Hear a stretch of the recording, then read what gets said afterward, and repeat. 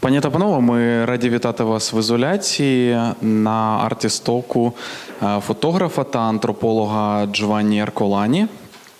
Джованні працює в університеті міста Мурсія в Іспанії, і зараз він проводить велике дослідження в Україні щодо ізоляції, але сьогодні він розповість про свій досвід перебування, життя в Стамбулі і про власні спостереження. So I am really glad to introduce to you Джованні Ерколані from the University of Murcia, Spain, who is now conducting a vast research in Kiev, in Ukraine, about isolation in particular. But tonight he is going to focus on his experience of living in Istanbul, about his observations and his experiences. So I would like you to greet our guest, and I'll give the word to you. Okay, I'm very happy to be here. By the way, before starting, I have to say thank you to Xio. Because if I'm here, in a way, it's thanks to Xio. I came in June. I was interested in Isolazia, but I was like a curious person. So I showed up in Isolazia. There was an exhibition. I visited the exhibition. And I met Xio. Well, it was Xio that was interested in this strange guy walking around. So what is this guy? What is he doing here? Okay. And after I said, well, I'm interested in Isolazia, but I don't know anyone. And she said, I know everybody. Okay, fantastic. I said, thank you, because I want to make a research project. And I'm working on a research project on Isolazia. And basically, I can say that I can apply the same methodology that I'm applying here to Isolazia, or what I'm doing to my journey to Istanbul. Because in my academic job, I work with the concept of emancipation and consciousness, and apply the same concept here to my research with Isolazia and the construction of identity in Ukraine after the Maidan event. So even if the title of my presentation is Istanbul toward the city where I'm not, only breath, it's something to do with identity. Okay, I'm crazy, but everyone is crazy his own way. Okay, so I'm crazy in my way, with the concept of hybridity, okay, of creolization. Are you familiar with this concept of hybridity? When you become hybrid, creolization, or in French you can say métissage, or in Spanish is mestizaje. You become like a coffee and milk and coffee. I think I will need to translate that, probably. You know, when, okay, you're not milk, you're not coffee, you become milk and coffee. So that means that you are, for example, imagine you are Ukrainian, okay? I'll give you a simple example. And you spend 10 years, 20 years, you study Italian language, Italian culture, and you acquire another mentality. So you have your Ukrainian chip, and you have your Italian chip. And you are able, for example, if you watch an Italian movie, to cry like an Italian, to laugh like an Italian. So you use your Italian chip. And the moment you go back home, okay, you listen to Ukrainian radio station, and you cry for, I don't know, something that's happening in Ukraine. So it's something to do with the moment you become, you are not Ukrainian 100% anymore, you are not Italian 100% anymore, you are kind of hybridity. You are milk and coffee. I don't know if you understand what I'm saying. I will need you to say it, yeah. Отже, передусім я хотів би подякувати Ксю за те, що я тут, тому що те, що я зараз перебуваю тут у Києві і розповідаю вам, це все завдяки Ксю. Я приїхав в Київ вперше в червні цього року. Я приїхав просто як турист і прийшов до ізоляції знову ж таки просто як турист. Мені було цікаво подивитися, що тут відбувається. І за таким щасливим збігом обставин я познайомився з Ксю, яка мені розповіла про цю інституцію. І І, власне, я вирішив надалі вже присвятити своє дослідження ізоляції і Україні в цілому. Я антрополог, і мене цікавлять питання емансипації та свідомості.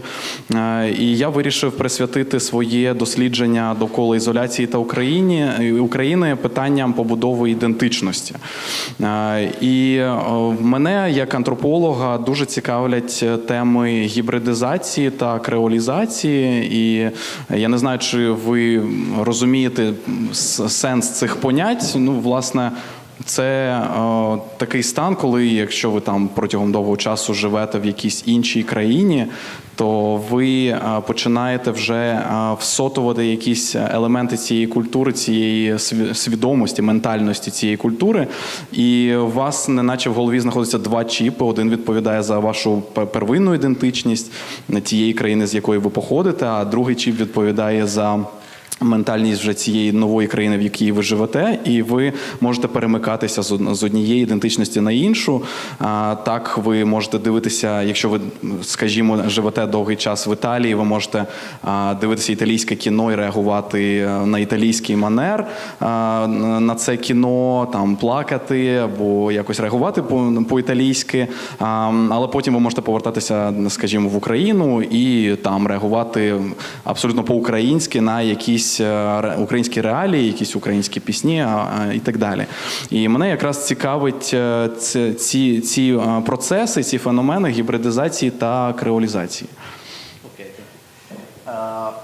Another thing that I have to add is that apart from Xio, I have to say thank you to Alex, because I came here for, basically I didn't come here for this presentation, I came here for my interview, for my research project. And I sent to Alex an email. I said, listen, by the way, I will be here, so if you want, I can do a presentation because I'm a photographer. And so Alex, thanks to Alex, he put me in contact with Lina, and Lina, she was so kind to say, yes, good idea. Okay, so I'm here now, I'm very happy to be here, okay, anyway. So, coming back to my presentation, I finished where I'm not. There are some places where you face a different reality, excuse me, and after that, you start. The problem with the anthropologists is that we are interested in the other. What is the other? Okay. For example, you are for me the other. Like, and for you, I'm the other. Okay. So I'm interested in the culture of the other. So what's happened is the moment I enter in the culture of the other, I start discovering the culture of the other. I start to think and to dream and to speak like maybe the other, okay? But this is the first stage of an anthropologist. After this, a second stage, that's not everybody is doing, but I did, is like that you start questioning your own identity. You understand me? So who I am, okay? I'm an Italian people or I'm a Homo sapiens. So basically, I want to go back to the fact that I am an Homo sapiens, and after I was made Italian, I was made Ukrainian. So even if before born, my own identity has been constructed. So I try to deconstruct and to destroy my own identity to become free and to be conscious of myself. This was happening basically to the anthropologists. I work in Murcia with a professor, a colleague of mine, and she was the assistant of Marc Auger. Marc Auger is one of the biggest anthropologists right now in the world. And Marc Auger wrote a fantastic book, and he said, foreigner to myself. Because in a moment, in this process, you become foreigner to yourself. You start questioning, you say, why I drink coffee in the morning? Oh, because you are Italian, so what this means? If you go to China, people have other drinks, okay, or maybe they eat cheese in the morning. So why I'm behaving, even if why my body is moving like that? Because I come from an Italian country. Why, when you go inside the metro in Kiev, everybody has a different attitude, even if the body reacts in a different way. And you understand it's a different kind of culture. The way people express the sentiment here is different from the way we express sentiment in the Mediterranean country. So you start looking around, okay? And in this process, you become the other, and in a moment, okay, maybe in 1 year's time, in 3 years' time, when I will come to Kiev, I will start reacting like in Ukrainian. Just a simple example, after I will give it to my presentation. Today I was walking around in Kiev, and I was using a different hat. Okay, so today I came with one hat that is here.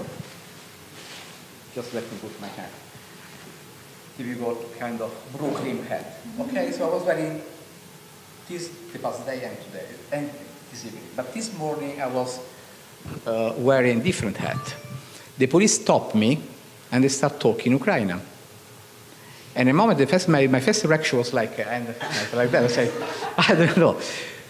And the guy continues talking in Ukrainian because I had the typical like military hat, okay, was everything in black, and the guy say, oh, this is like an Ukrainian guy. And after the guy realized that I was a stupid Italian tourist around Kiev, okay, and I said, excuse me, I'm a stupid Italian walking around, okay. And the guy, so we start talking about football and ta-ta-ta-ta-ta. But just for, and after I realized, it's very interesting. In 24 hours I've been using two different hats.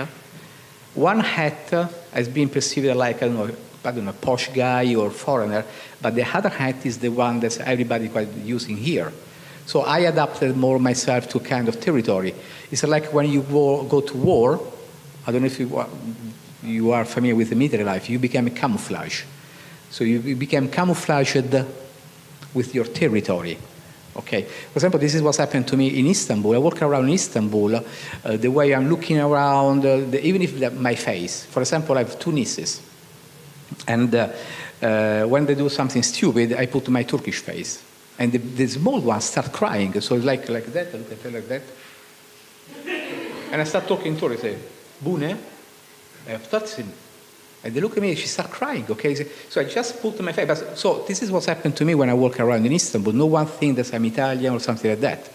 So I became like, and after that, in this process, I come up to the conclusion, this is the poem that, did you find the translation of the last one? I'm breath. Breath, I'm breathing, okay? But it's very important, okay?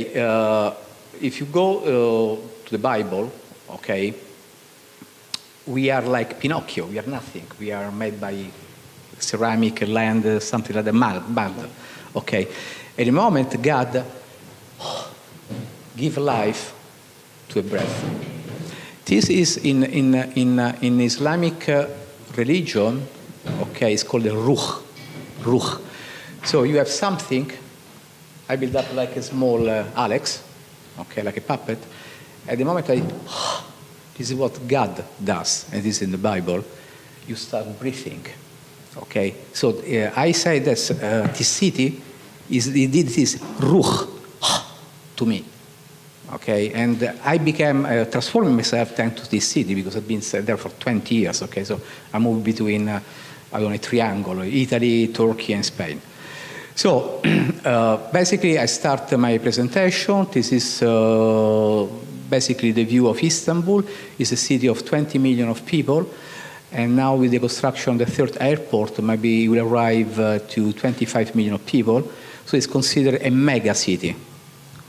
Okay, it's very cosmopolitan, okay? So I don't want to make this presentation like a Lonely Planet guy, okay? So you can buy a Lonely Planet, okay? So, and you can read it. But basically, I want to use a kind of methodology to see at Istanbul. This is what I use it. It doesn't mean that you have to use it, but maybe it can be interesting for you. The first one is the concept of flaneur. Are you familiar with this concept of flaneur? No. Perfect. Good. Used by Baudelaire, Walter Benjamin. Are you familiar with Walter Benjamin? You can take notes. Okay. And he used flaneur just when you walk around like that, like a gentleman. Okay, you are like an explorer of the city. That's all. The second concept is deep hanging out by Geertz. Geertz is one of the fathers of contemporary anthropology, okay? And when you walk around, but you are alert, you know what is going on. You control the territory, but at the same time, you know how people move. So you just pay attention to everything. The other concept is I Am a Camera by Christopher Isherwood, okay? And I will show you the quotation. The other one is Fausto Zonaro. Was an Italian painter. He lived in Istanbul for so many years. He received even the title of Pasha. He was forced to leave Istanbul, was the official painter of the Sultan in the 1909. He came back to Italy and he ended up his life drunk, okay, alcoholic, and because he was missing Istanbul so much. Another approach that I use is I'm listening to Istanbul. Sometimes you arrive to a city, you have to listen, you have to close your eyes and to listen to the city. There are different cities, they produce different kind of noise, different kind of music.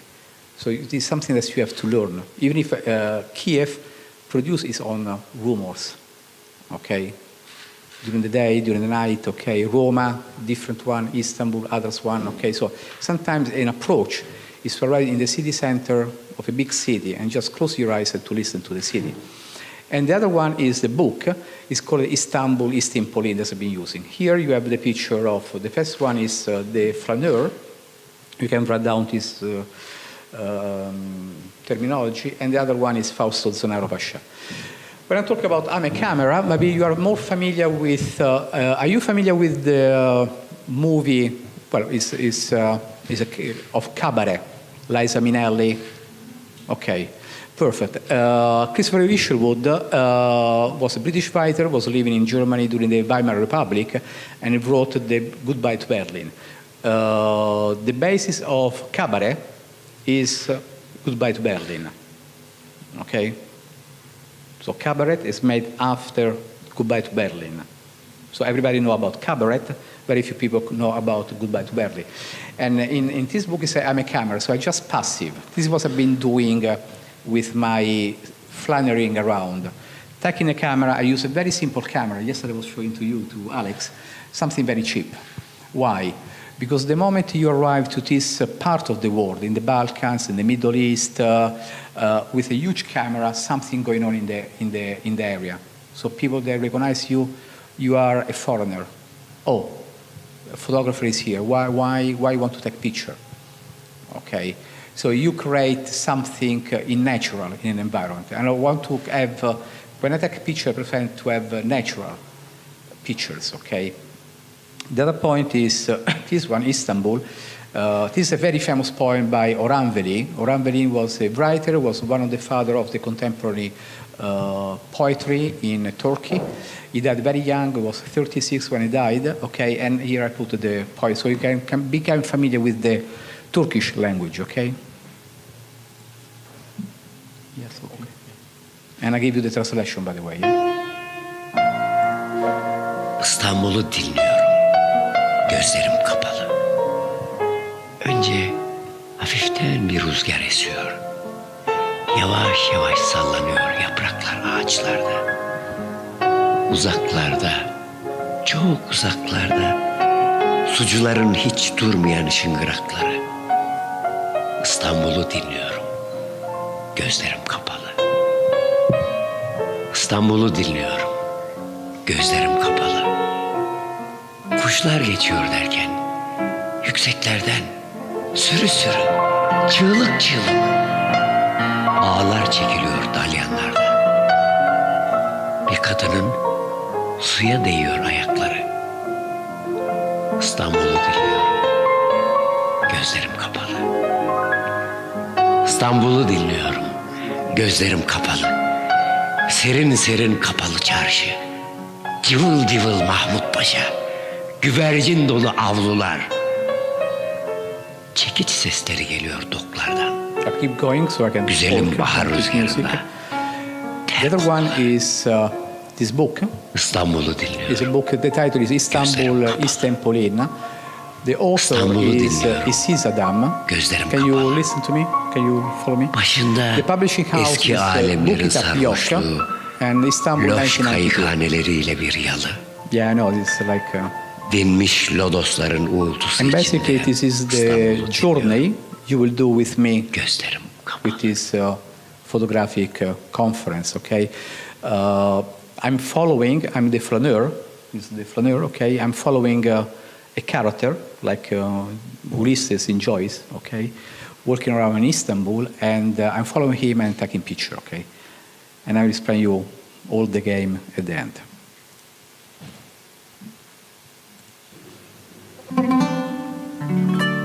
Can you put the volume?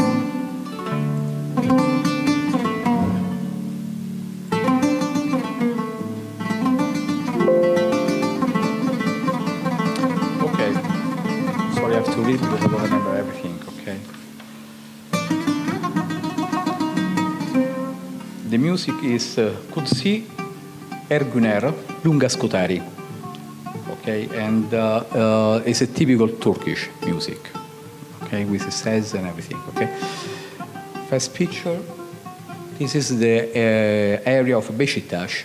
Okay, and it's an area where basically the population is Italian, Greek, Armenian, Jewish, and everything. Okay. And it's very interesting. The name is Beşiktaş. The meaning is the stone on the cradle. And this is where the Corsa, or the Admiral, the Corsa for us, the Admiral for the Turkish, this Barba Blue beer arrived, okay, and he tied his vessel to 5 stones to ask for the protection of the Sultan, okay. So it's quite interesting area of Istanbul. It's still very, very Turkish. Very few tourists that live there. This is the house of Fausto Zonaro, the Italian painter. Okay, and he used to live here. And it was very interesting that his wife, she was a photographer. So when I discovered the work of his wife, I don't know if the wife as a photographer was better than the husband as a painter. So there was this and sometimes I was asking myself, did Zonaro was painting after the picture of his wife?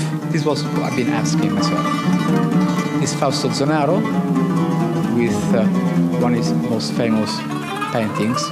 Okay, and I keep going with people that are typical of Istanbul, of this area. This is my barber, by the way. This man is Pando. This shop doesn't exist anymore. He's a guy from Bulgarian origin, and he was very famous for his breakfast. He was selling cream coming from the trachea area, mixed with honey. He was frying eggs. Unfortunately, the shop disappeared. Okay. Again, the center of Beşiktaş. At the same time, this is the area of Çarşı. Çarşı is the name of left-wing anarchist organization, and they are the supporters of Beşiktaş. So when there were the problem in Gezi Park, 2013, they arrived there to fight against the police. Okay.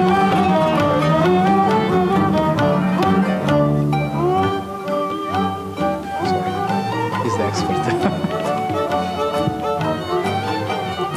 And still there is very, very left wing and very, very against this government. Yeah. Instead of cockroach, the intestine of the lamb. I like it.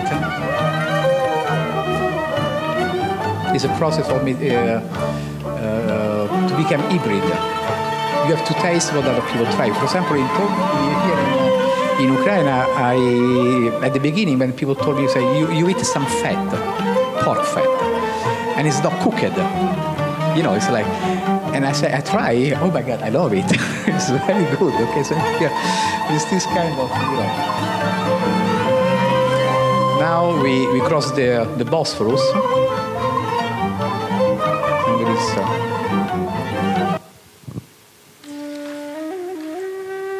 this is the instrument, it's called the ney. It's typical of the Sufi tradition. It's like a flute. Okay. And it's used for mystic music. Again, the musician is Kutsi Erguner, and the title is Ada Vapuru. Vapur is the ferry boat. Ada is island.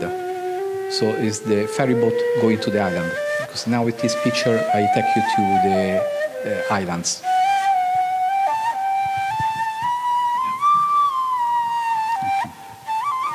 This is again one of the paintings of Fausto Zonaro, and his paintings on the back you have the Bosphorus.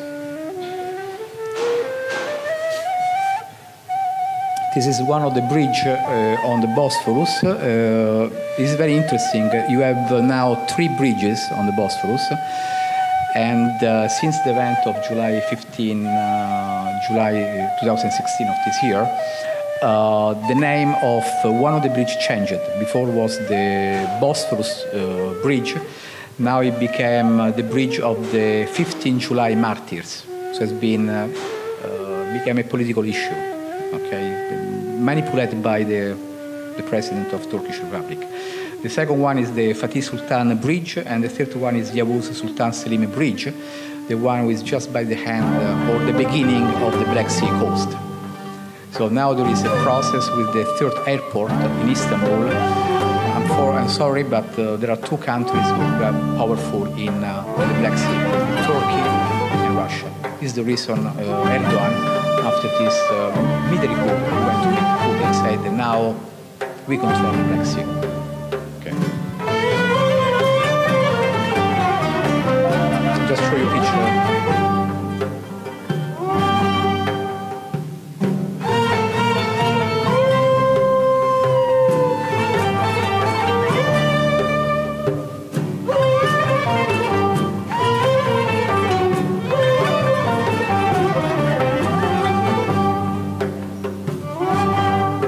You have different people that mix on the vapor, even if you have people selling food, everything. So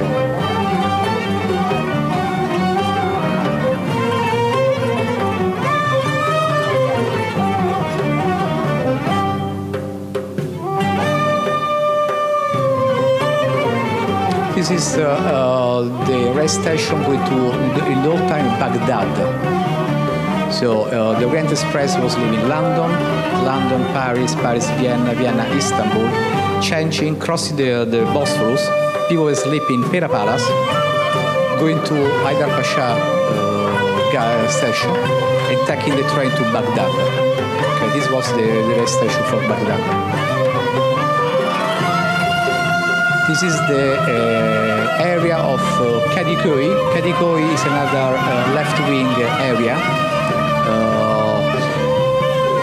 Here you are close to a cultural center dedicated to Nazim Hikmet. Nazim Hikmet was a poet, he died in Moscow, and until some years ago, until 20 years ago, was quite forbidden in Turkey to talk about him. He was a communist. Okay. A very street art around. And here you arrive to the Princess Island. There are 4 islands, okay? The first one is Buyukada, Trotsky lived there, okay? The second one is Kinali Ada. The third one is Burgasada, and the other one is Eybelada. I lived for 2 years on one of these islands, Burgasada.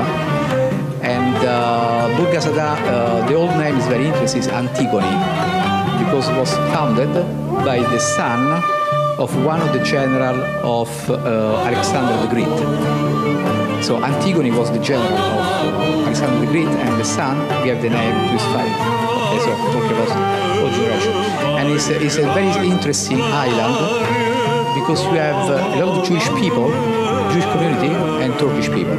And it's very interesting because you see all these old Greek, old Jewish old ladies. Sometimes they gather to drink coffee. So you have one speaking in Greek, another one in Italian, another one in Latino, another one in German, another one, and they understand each other. Okay? So if you really want to feel ignorant, you go there. Okay? You look at them and say, my God. Okay? And there are no cars. There are only 4 cars. Cars are forbidden. So it's just the ambulance, the rubbish stuff, the fire brigade, and the police. So everything is by horses or bicycle. You walk around. Burgasada, where I lived.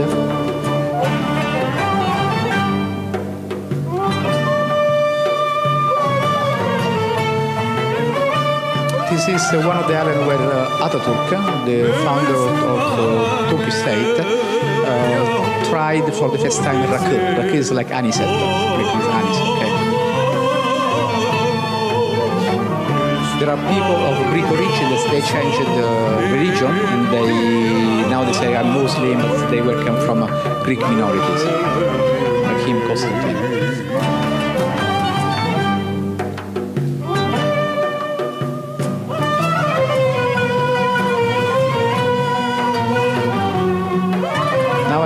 to the other part of Istanbul, the real Istanbul.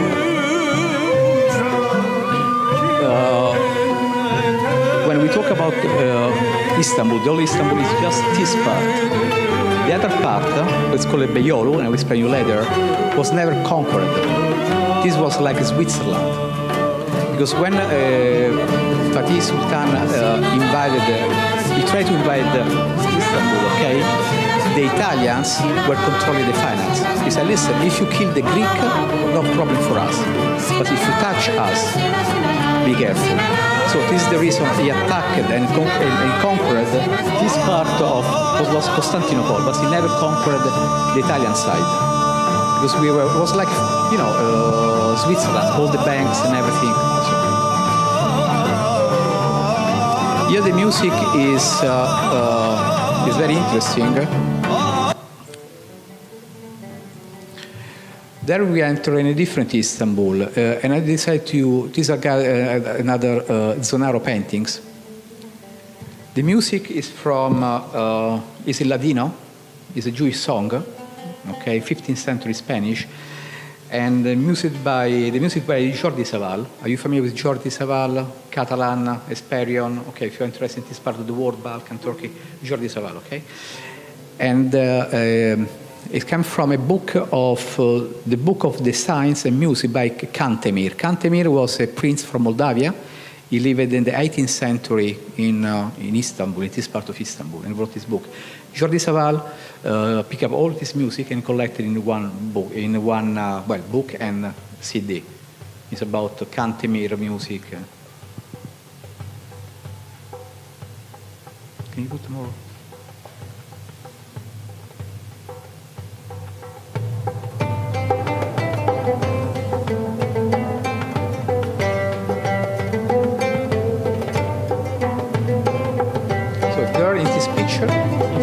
You have the part of Beyoğlu, Galata, that was not conquered by the Turks.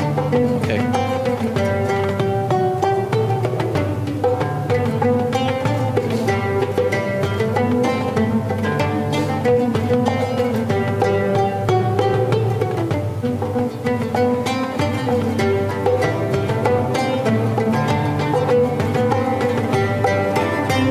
This is Mehmet Efendim Cafe.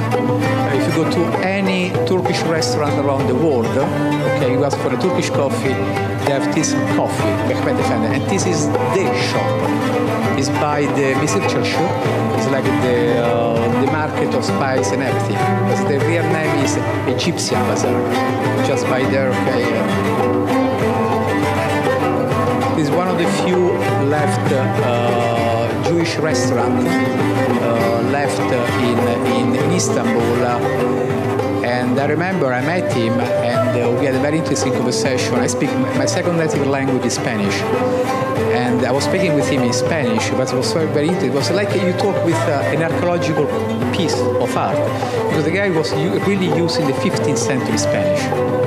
It was amazing, okay, so like we were able to communicate.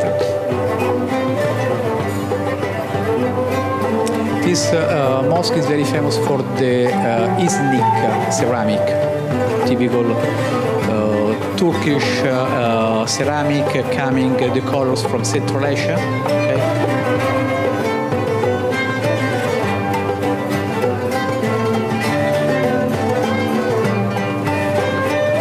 There is some Kurdish population. They were celebrating a wedding in the street.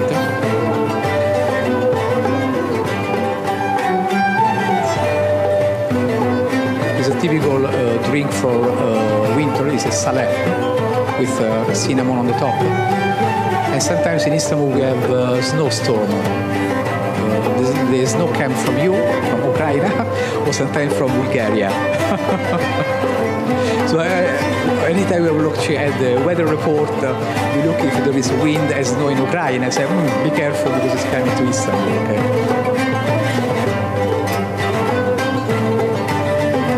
The Blue Mosque.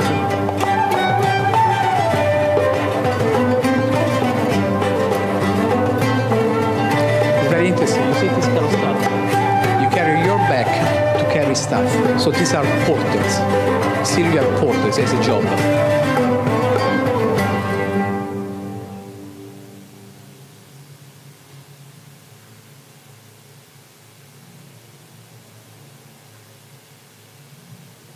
This is a nargile shop.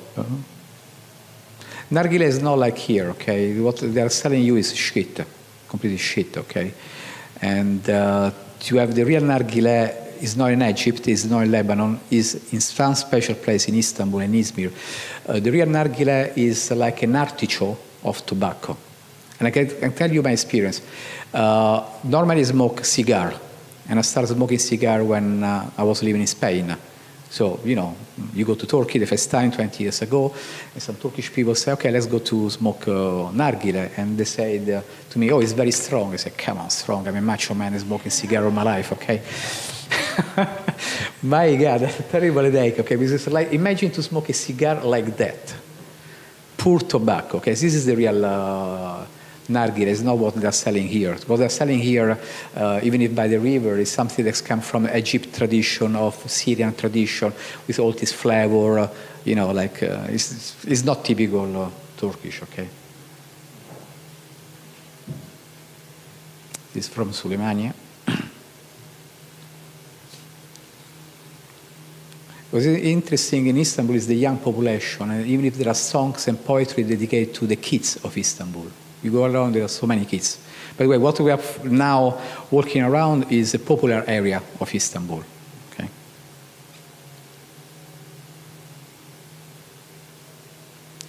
And there we arrive to, it's very interesting, this is the Patriarch of Constantinople. So since the division between the Roman Catholic and the Orthodox, this is the church for all the Orthodox in the world. Okay, the real Orthodox Patriarch. And after, of course, Moscow created its own patriarch, and after you have in the Balkans all this autocephala Orthodox Church.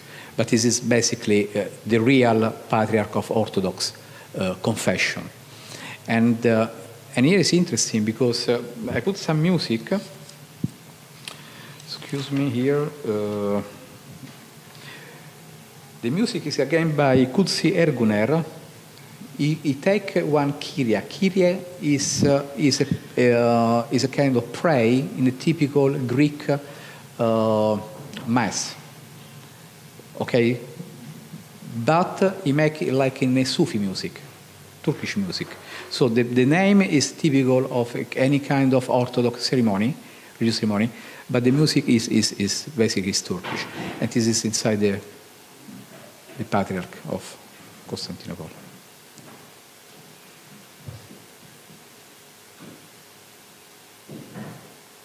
Let's see if it's playing.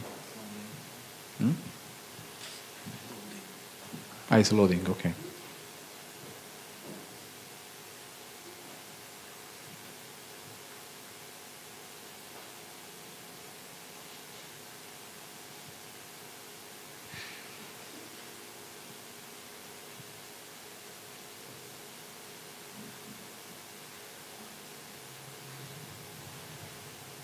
No. Sorry.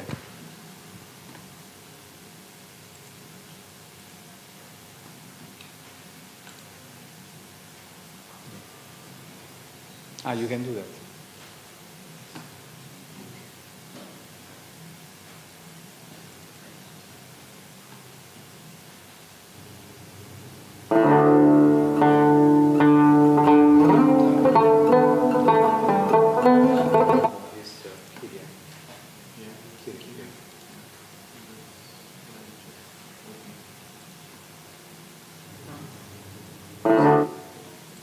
Ah, yes, this one. So excuse me. Yes. Sorry. Yeah. Thank you. Okay. And here we enter in the area of Fener. Okay, the Fener was basically a Greek area, and the Greek community had to pay taxes to the Ottoman Empire. Sometimes they used to give kids. And these kids became Janissar. They became Muslim, and they make career inside the Ottoman Empire, okay? Basically, even if the Turks don't want to say, if the Ottoman Empire became an empire, was thanks to the Jewish. With the Jewish, they were forced to leave Spain in the 1492. So they moved to Thessaloniki, and Thessaloniki, Istanbul. So the Sultan saying, come, come. Basically, the Jewish were the intelligentsia, medical doctor, lawyer, and everything. The Turks were just soldiers. And some of them, they changed the religion, and they became Dolme, is called the terminology. Dolme is like doner kebab. Doner is turning. Dolme is a Jewish that became Muslim, but in his house is still a Jewish. Is Dolme that means the person that's turned. Okay.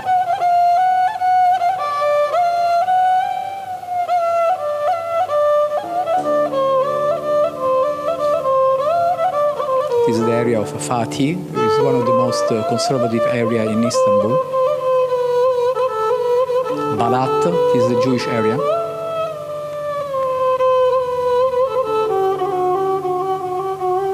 Is a cellar of Salep, winter time.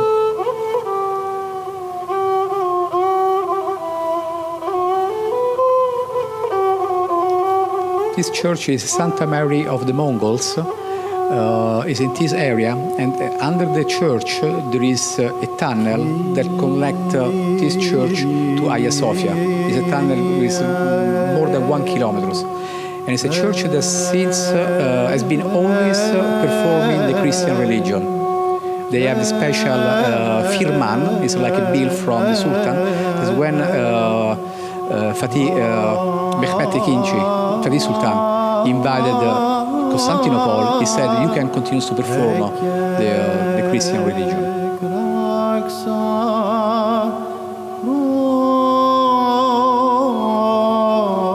This is a Bulgarian church. It's very interesting. It's made of iron, prefabricated, brought from Vienna, Danube River, Black Sea Coast, Istanbul. Because in this area there were the Bulgarian people, they were working the shipyard, like here, and they were from Bulgaria. So they used to have a church with wood, and they said, make it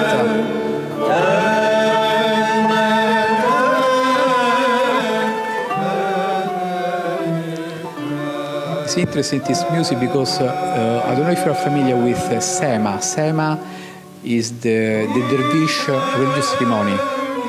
So the name is Greek, but it's like a Sema. Okay? You can check on internet and you can see what this Sema means.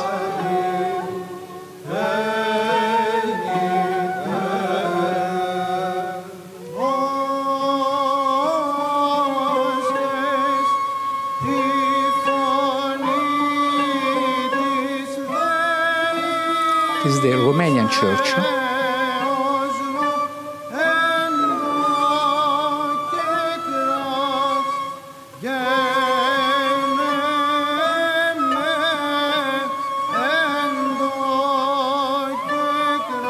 Now we arrived to the area called Eyüp. Eyüp is another, it looks like a city outside Istanbul. It's like you arrive there, it's completely different from Istanbul. Very traditional. And there is this very important mosque. It became like a mausoleum and one of the holy places for the Turkish people. Okay, so when people get married, they go, okay, religious people, they go there, okay, for pray. Basically, this is the Sema on the back. This is a picture of the Sema. Where in the Sema is interesting because you turn Mevlana Al-Rumi, they turn around, it's not like clockwise, it's the opposite. And you take the energy from the land, your body,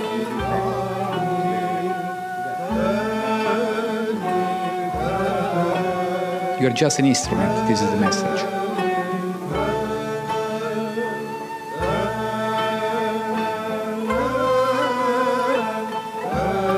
And very interesting, this picture was taken by me, okay, in Pierre Loti Cafe. Pierre Loti was a French writer, was an officer in the merchant navy, was not navy, the military. And he came to Istanbul, in Constantinople, he lived for a while, he fell in love for a woman, Asiade, he wrote a beautiful novel. And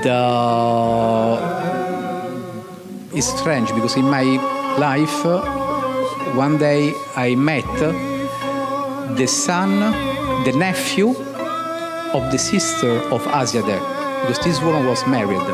Okay, she had a sister, and the sister was the grandmother of the man that I met in Rome. And he said, "Oh, this was my okay." And he told me the story. Okay, the woman was really married. They got a problem, but the problem that Pierlotti had a love affair with this woman and this changed ring. And Pierlotti always was carrying this ring in his finger. So he came back after 10 years in Constantinople, and he found that Asiade died. So he went to the graveyard and he stole the tomb, the grave tomb. And he put the grave tomb in his house in France. So he really carry, yeah. Well, why not?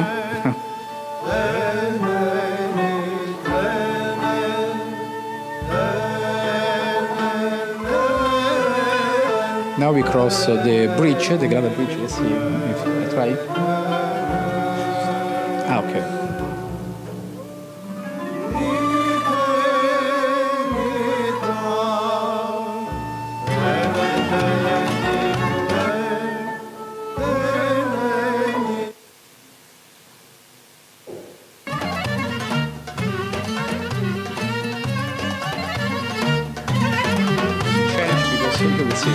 Again, another Zonaro paintings.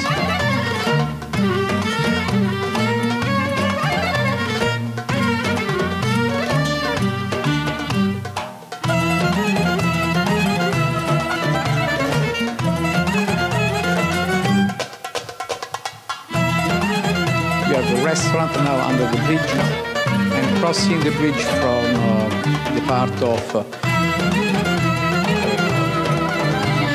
the Misirciasci and everything, you arrive to Karakoi and Beiolu, where there is nightlife, bars and everything.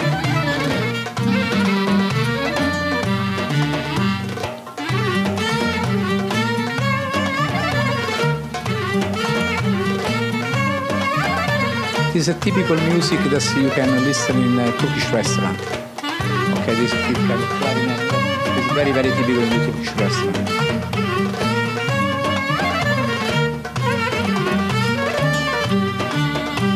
This is where we are going now. And now the music changes, I will explain you. I love this group.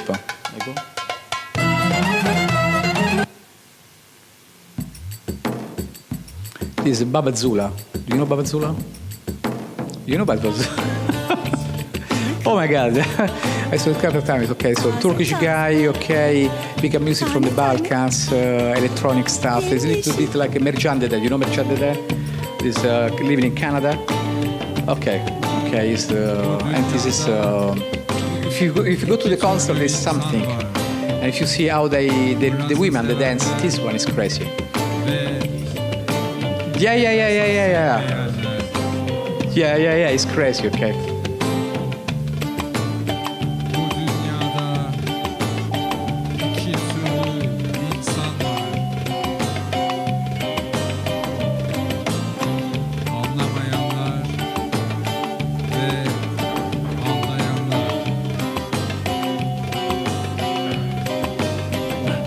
Is a Russian Orthodox church on the top of a building, 6th floor.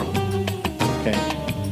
Now there's a problem because they want to construct an hotel, maybe they destroy the church, so the local Russian Orthodox community are protesting. Okay. It's an historical place. It's some part of the art. I like it. Remember to call your mother. If cops ask you, you never saw me, okay?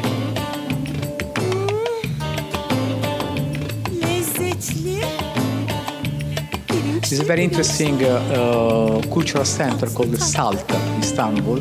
It's something between Isolazia, big library, okay, supported by the Garanti Bank, beautiful, in the old Ottoman bank buildings.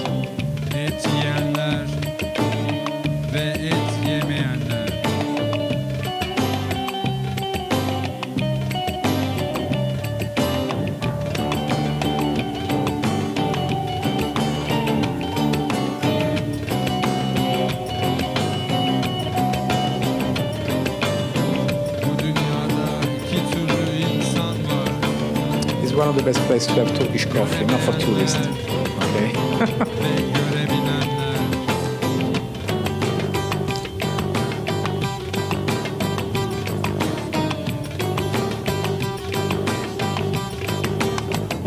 Romanian church. It's interesting. It was made in the Italian church of St. Antoine. All the stuff came from the people that die in the sea. Illegal immigrants, they try to reach Turkey and they die. So all this stuff. All. So you can see. Bu dünyada iki türlü insan var. Güzelliği tadanlar ve tadamayanlar.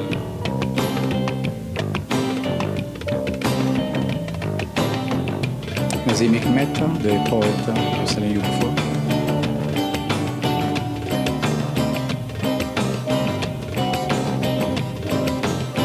Bu dünyada iki türlü insan var. People sing in the street, okay, in İstiklal Caddesi. Sevebilenler. This is something, I don't know, I remember some years ago, an English friend of mine, this is a journalist for The Economist, he joined me in Istanbul. But it was terrible for the two of us. I was going to my divorce, and just his girlfriend left him. Okay, so you imagine the two of us suffering in Istanbul. And one night I said to my friend, let's go out tonight and let's have fun. And we end up, this place was around 3 o'clock in the morning. I said, what is this? He says, it's a tattoo shop. I said, why is 3 o'clock? I said, why? You wake up in the night. I said, I want to have a tattoo at 3 o'clock in the morning. Why not make a tattoo at 3 o'clock in the morning? Okay. Well, Istanbul is not sleeping, okay? It's just is living 24 hours a day, okay? So we want to eat a pizza, kebab at 3 o'clock, 4 o'clock, 5 o'clock. It's like that. This is like, how you call it, shishlik, how you call it in Ukraine? You have the same shish kebab. How you call it in Ukraine? Huh? Shashlik, yeah, it's the same. Yeah. People playing tabla.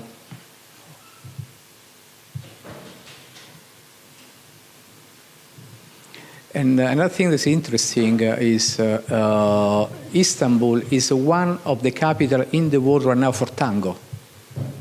So if you're interested in tango, you want to have a tango lesson, tango festival, Istanbul is one of the places right now in the world.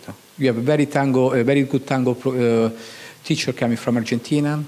And there is interest because the lady is one of my colleagues. She's the most, you can check on internet, Nilüfer Narlı.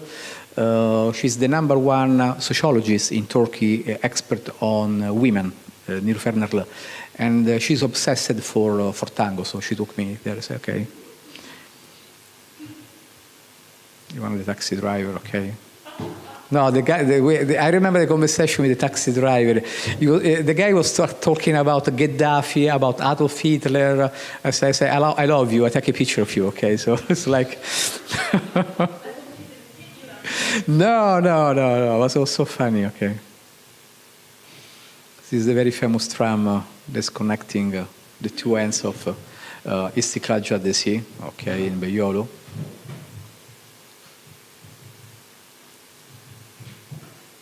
This place doesn't exist anymore. Now there is a very aggressive gentrification in Istanbul. If you read the last novel of Orhan Pamuk, I give you the title here because I have to write down because I read it in English, and the title is The Strangeness in My Mind. Orhan Pamuk talked about the gentrification of how Istanbul changed in the last 40 years. Even if, for example, I bought my flat in Istanbul in what was a popular area. And now I'm close to Trump Towers. So unfortunately, son of the beach of Trump, okay, I arrive and construct this huge tower just 500 meters from my house. So all the prices, they went up, and now you have all these posh people coming. So a lot of cheap places are disappearing. I'm not a rich guy, so I used to go to buy cheap food, okay? Now cheap restaurants are disappearing, so everything is posh. You must be posh, you have to speak posh. So now you have a lot of shop. In Istanbul, it's funny. You understand that when an area is changing, when you have shops for dogs and pets, basically. So when you see shop for pets and show selling organic food, it's there, okay. It's the moment to change area, okay. So it's like, so you have all these rich people coming, okay. So move to a different area where there is no pet shop and organic food, okay. So none of us is real. It's like, something that I. This is my fish restaurant. Still, they keep the prices and everything, okay. This is about the. These are the martyrs, people killed by the police during the Gezi Park and everything, and the demonstration for May the Fest. It's very famous, the kids, the one with, in the middle, with the cap. 16-year-old guy was killed while he was going to buy bread for the family, okay, was killed by the police. This Taksim Square.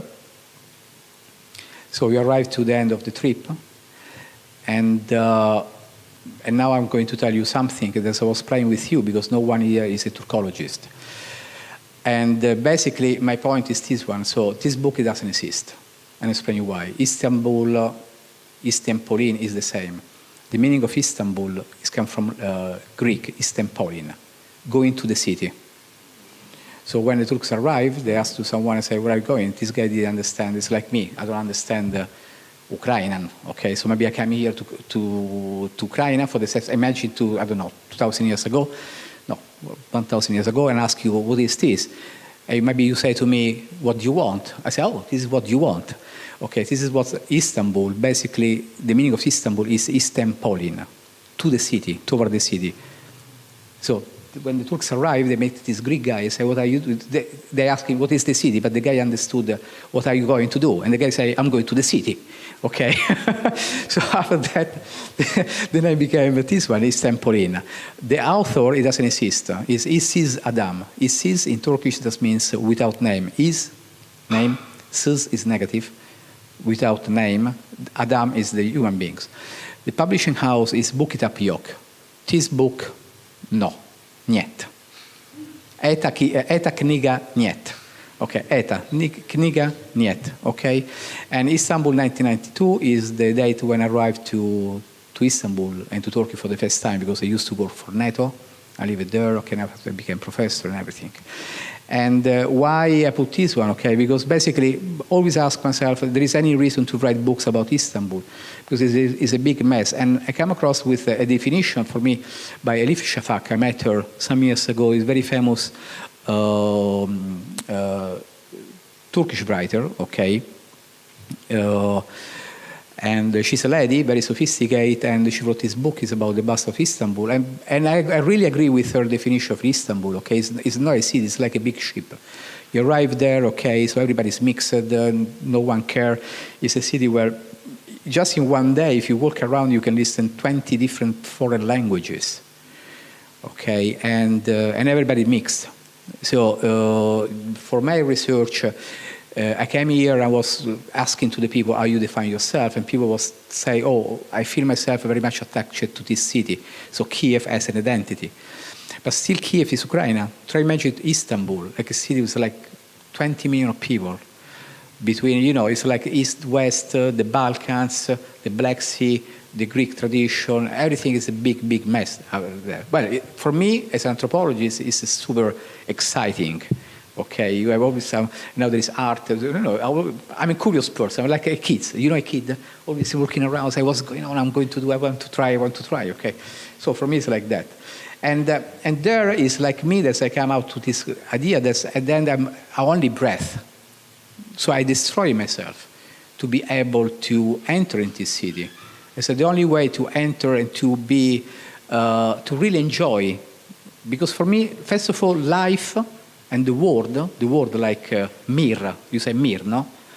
Mir, for me, can be like a Luna Park. God, I don't know what, give this Luna Park. He say, do something, okay? And I say, fuck, this is like a Luna Park.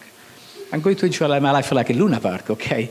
So sometimes to enjoy life, only one life, okay? And this planet, you have to say, okay, like look at the life and the planet like a Luna Park. But to look at the Luna Park, okay, you have to come up with this definition. But, you know, I'm talking about a poet, okay, Mevlana, Jalal Rumi, okay, I'm talking about 13th century.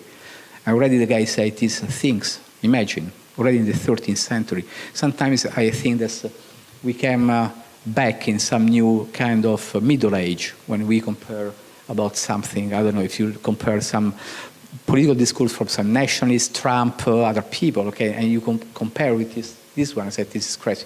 You want to make can you understand the... Okay, because... Okay. And so this is the reason I used again, and this is beautiful. This was one of the street art that appeared in Istanbul during Gezi Park. It doesn't mean anything for you, but this is what Mevlana say to the people. Send the girl, you too come. You too come, enjoy. That's all. And here the last music and...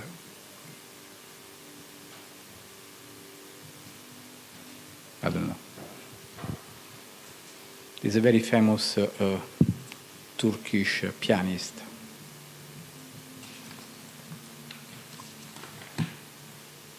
It's very interesting to listen because it's a Turkavesi. The last one is Turkavesi. No. Turkavesi is the first one.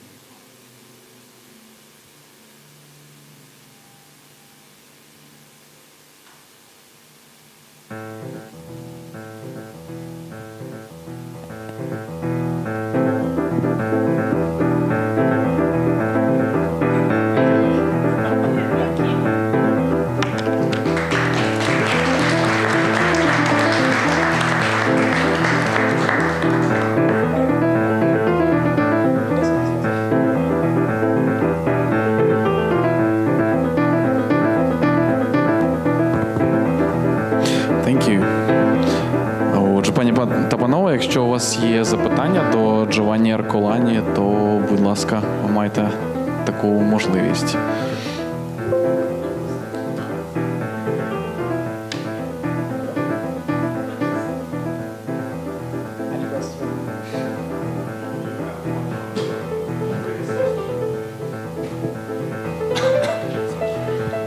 You have photo with Prince Island, Buyukada.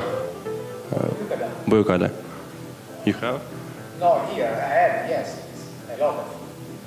Well, I have pictures from all around Turkey because I traveled all around Turkey. I went to the border with Georgia, Hopa, and I met the Hardin.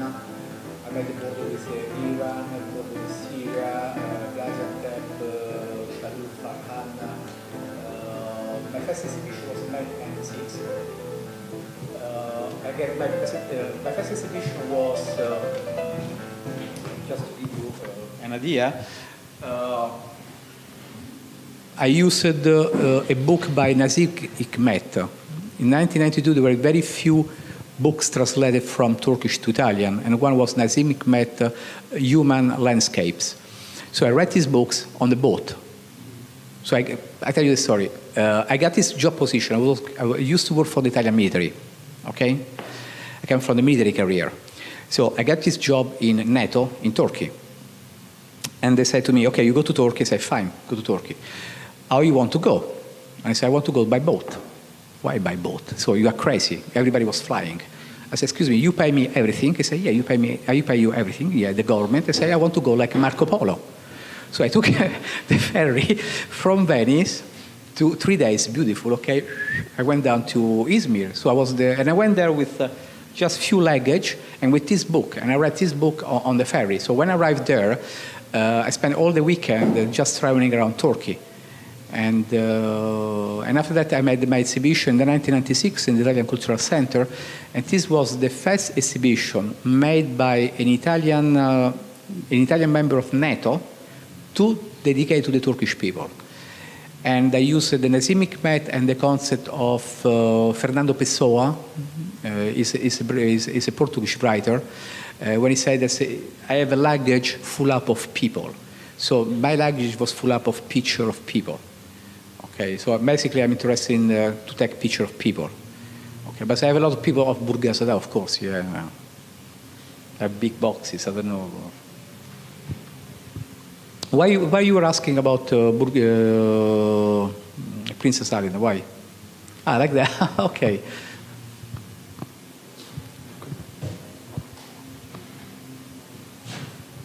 Може, ще у когось є запитання?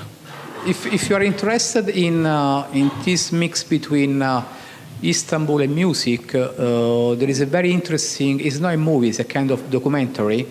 It's Crossing the Bridge. Unfortunately, it's sad. The story, because you see this documentary was made by the German guy. So this German guy is there, is present in the documentary, and the German guy died some years ago, very young. So the guy arrived, just to give you an idea, because this is very interesting between what I lived in Istanbul and what he lived. But basically, I lived for 20 years there. So the guy arrived to Istanbul, he spent 2 or 3 weeks in Istanbul, trying to collect the music of Istanbul. So even if he was going around recording the noise of the city. And in a moment when he's packing everything to fly back to Germany, one guy asked him, I said, what do you think about Istanbul? And the guy said, I don't know, it's a big mess, I don't understand anything, okay? But this is what is beautiful of Istanbul, you don't understand anything, okay? But this was alike. Would you like to work on the similar project about Ukraine, and what city would you like to choose? Well, I can tell you this. I like because I'm ignorant. I came for the first time. First of all, I'm an ignorant like the majority of European people. For us, you are, I don't know what you are. Maybe we know more about the Chinese people than the Ukrainian people, if you are our neighbors. In Italy, when you talk about Ukraine, we talk about old ladies taking care of old people. I'm sorry, it's like that. We don't know anything about Ukrainian literature. I started reading Andrei Kurkov, other writer, okay. I start tapping around, watching Ukrainian movies on YouTube because we don't know anything in Europe. Even when I studied at the political science faculty, I study Russian and Soviet history. So we just, there were a few pages about Kiev, Rus, and after that Moscow, and we forget about you, okay? I found Kiev very stimulating city. It's a very stimulating city for what is going on, okay? But for me, I just started to come here and to understand what is going on. So I brought a book now. I'm reading the history of Ukrainian, and today I went to a couple of museums. So I'm improving. Thanks God. A lot of young people that speak in English, so it's quite easy to understand what people are saying. Okay, the old people is different, but I can tell you that a lot of things are going on in Kiev. This is what I noticed when I arrived here the first time. I took the bus from the airport to the station, and you have some buildings for rich people. There is a gentrification, okay? And it's interesting because these buildings are the copies of the same buildings we have in Istanbul for rich people. And after I was staying in the Dnipro Hotel. And the Dnipro Hotel, I met a lot of Turkish business people coming from these building companies. So if you go to Istanbul, you say, oh, fuck, I saw the same in Kiev. So they're building up the same here. So there is something going on in this city. And I think it's something to do with the importance it's going to have the Black Sea in the future. So the Turks, they understood. The Russian put it understood. Crimea, okay. And already the guy started with Sochi. Sochi Olympic Games was like, let's go to the Black Sea. Let's go again to the Black Sea, okay. And something is going on in the Black Sea. And Kiev can be something. The problem, I can tell you that there is from the other side in Europe, there is a big ignorance about you. So for example, I started this research project with Isolazia, and even if at the university in Spain, when I talk about Ukraine, I say, Ukraine, what is this? I said, yeah, there is Isolazia, it's very modern, we don't know anything. So it's like, I would like to do something, I would like to continue to work after this project with Ukrainian culture. For example, I travel so much in the Balkans area, and after I went to study Romanian, I spent some time in Bucharest. And I had a good time in Romania. My God, Bucharest is a crazy city. I love it, okay? And even if in my classroom, I met crazy people. Artists coming from Finland, a guy was like a magician coming from Latin America. So crazy people, an American writer. It's like, fuck, this is interesting. Okay, you end up to study Romanian in Bucharest, and come across in a very interesting classroom. And I organized a festival of contemporary Romanian movies at the Murcia University. Mm-hmm. It was the first time. So in Murcia, there is a huge Romanian and Ukrainian community. Mm-hmm. But the people, they don't know. It's like you are, you say, invisible. So when I organized the festival of Romanian cinema, people were curious because they say, oh, they produce cinema. Yes, they produce cinema. They produce the cinema, they produce tsuika, like a drink, like vodka. Okay, these are like human beings like us. They are Homo sapiens like us. Okay, so they produce everything. Okay? So there was curious people coming up and say, okay, look at let's watch the Romanian movie. I would like to do the same with in the future with my university, maybe to organize a short festival of Ukrainian movies in Spain. Because these are realities that we don't know anything, basically. There's a big control, of course. It's always like that. Always, always. Where? In the political situation. In Istanbul, in Istanbul.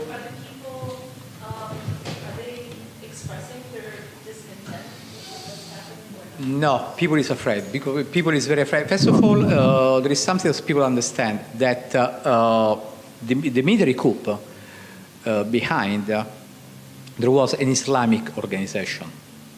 Okay? So these people were attached to an Islamic organization, and the founder of this Islamic organization is Fethullah Gulen, is in the United States. Okay?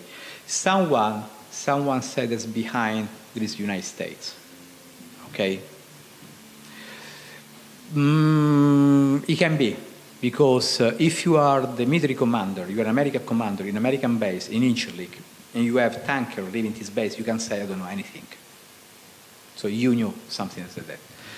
The problem is that the government, they knew about that, and they exploded. They exploded, and they used it just to clean the house. The problem is it's not just this, the political party and the government that is happy to get rid of all these people, even if the opposition. You understand me? So even if the opposition right now, they're happy that these people are being fired, going to the jail and everything, because these are attached to this Muslim organization. And after, there is something that is very disgusting, the international financial business community. Everybody is making investment in Istanbul. So if you check the Turkish lira during the coup day, the Turkish lira remains stable. So right now, there is so much money. So if you try to make protests and everything, okay, you can have big problem. Now, for example, at the moment, the only city that's really refused the AK Party is Izmir. Izmir always has been a Republican, not Republican like United States. Republican, let's say, Kemalist city is Izmir. Okay, but you have to be careful with opinion. Critics can be translated in offense. Okay, and for example, I give you my personal experience. 2 weeks ago, I was in Spain for my teaching, and I gave a presentation on the construction of New Turkey. So how this government is playing with myth, symbols, and rituals. So my students asked me for the PowerPoint presentation, and I said to them, I'm going to cut down. They say, why? Because I don't know, maybe you send to someone else, okay, and end up in a Turkish police, and just because, even if I'm using all academic terminology, okay, and some picture that you can download from internet, from everything, maybe some people say, oh, this is offensive. So I don't want to be put in this situation where can be problematic. Okay, that's all. Може, ще є запитання?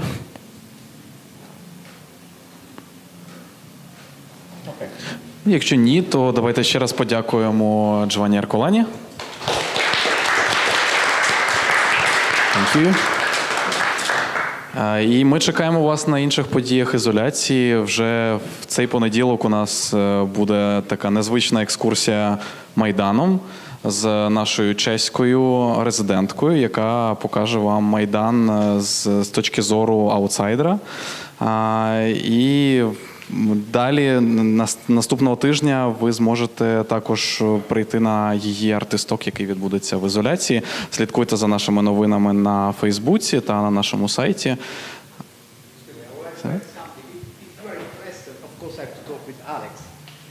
If you are interested in this kind of Turkish realities, I think I will be back here to Kiev in spring.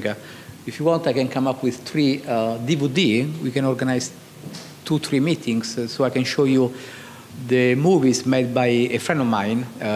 She's a movie director, Turkish one, and for political reason now she moved to live in Canada because she has problem in Turkey.